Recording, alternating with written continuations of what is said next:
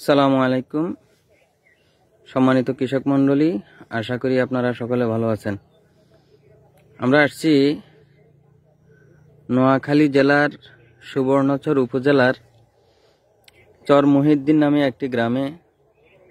এখানে একটি United seed কোম্পানির বিজলি 11 টমেটো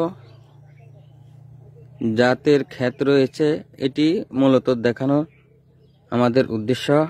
আর আমাদের নোয়াখালী সুবর্ণচর অঞ্চলে যে সমস্ত কৃষক ভাইয়েরা টমেটো চাষ করতে আগ্রহী তাদেরকে দেখানোর জন্য মূলত আজকের এই লাইভটি আসা।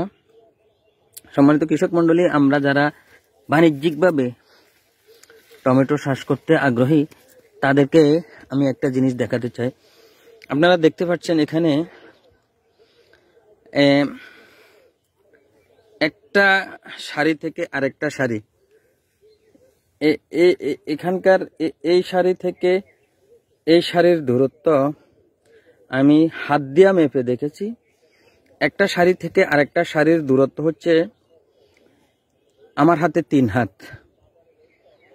এবং আপনারা একটা জিনিস খেয়াল করবেন, এই যে পাড়গুলি করা হয়েছে এ হচ্ছে সমতল জমি, এ হচ্ছে সমতল জমির মাপ।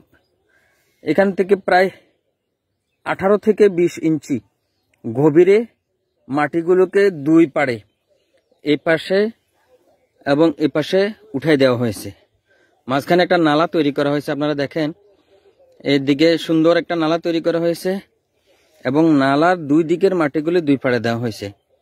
ঠিক এভাবে সারিবদ্ধভাবে এখানে প্রায় 1 একরের উপরে জমিতে চাষ করা হয়েছে। চতুর্দিকে একই অবস্থা। আর গাছগুলির দূরত্ব আমি আপনাদেরকে দেখাই। প্রত্যেকটা গাছ দেখেন, আমি হাত মেপে দেখাচ্ছি। একটা গাছ আমার হাতে থেকে বরাবর 1 হাত, প্রায় 18 থেকে 19 ইঞ্চি দূরত্ব দেওয়া হয়েছে। এবং আমি আপনাদেরকে আরো দেখাচ্ছি সারিগুলি দেখেন। আপনারা সারিগুলি একদম সরু সুন্দর সারি করা হয়েছে।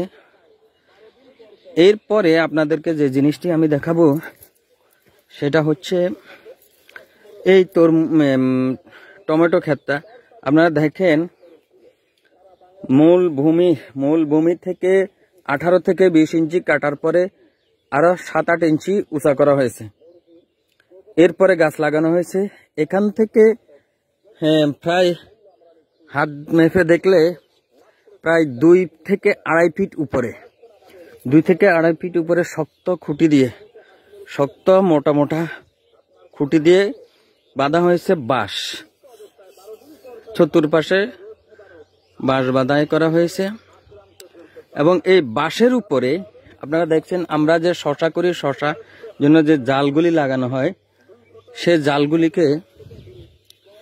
জালগুলিকে সুন্দরভাবে বিছিয়ে দেওয়া হয়েছে। এবং ছোট ছোট গাছের বাঁশের কনুই দিয়ে দেখেন আপনারা, এই ছোট ছোট বাঁশের কনুই দিয়ে প্রত্যেকটা গাছকে জালের সাথে ধরে দেওয়া হয়েছে। উপরে এসে দেখেন জালের উপরে সুন্দর একটা মাচা হয়ে গেছে এবং এই মাচার উপরে টমেটো গাছগুলি খুব সুন্দরভাবে এখান থেকে ওখান পর্যন্ত প্রায় 1 একরের বেশি জায়গাটা অনেক দূর এভাবে করা হয়েছে। এবং এতে 2 ধরনের সৌন্দর্য দেখা যাচ্ছে। একে দেখেন ঠিক প্রত্যেকটা সারি আমার কাঁধ বরাবর পর্যন্ত, প্রত্যেকটা ক্ষেত আমার কাঁধ বরাবর, সারি আমার কাঁধ বরাবর পর্যন্ত এর উপরে মাচাটা করা হয়েছে। এই মাচার উপরে মাচা পর্যন্ত করা হয়েছে। এক একটা মাচা এত সুন্দর, মাচার উপরে কি সুন্দর গাছ এবং উপর থেকে ফল দেখা যাচ্ছে। তো সুন্দর বিষয় হচ্ছে কি আপনাদেরকে দেখায়, সেটা হচ্ছে এখান দিয়ে যে নালা তৈরি করা হয়েছে, যে নালা দিয়ে অনায়াসে হাঁটা যায়, ওষুধ স্প্রে করা যায়। এবং দেখেন বসলে ফলগুলি দেখেন ওইদিকে এক সারি থেকে এক সারি, এবং এই সমস্ত গাছের ফলগুলি দেখেন এগুলি খুব সুন্দরভাবে দেখা যাইতেছে কোন ফলটা পাকছে কোনটা পাকছে না, সবগুলি দেখেন থোকায় থোকায় থোকায় থোকায় টমেটোগুলি দেখা যাচ্ছে। উপর থেকে গাছের পাতা, নিচ দিয়ে সব ফল, যার কারণে এখানে যে সমস্যাটা আমাদের অঞ্চলে বেশি হয়, ফাঁকি ফল ছিদ্র করে এবং ফাঁকিরা ফল নষ্ট করে। উপরে জাল এবং ঘাসের পাতার কারণে এখানে ভিতরের যে ফলগুলি আছে সম্পূর্ণ সুরক্ষিত, ফাঁকিরা এখানে ঢুকতে পারছে না। নিচ দিয়ে ফল, উপরে পাতা এবং নেট। তো আমি আসলে এই জিনিসটা মূল দেখানোর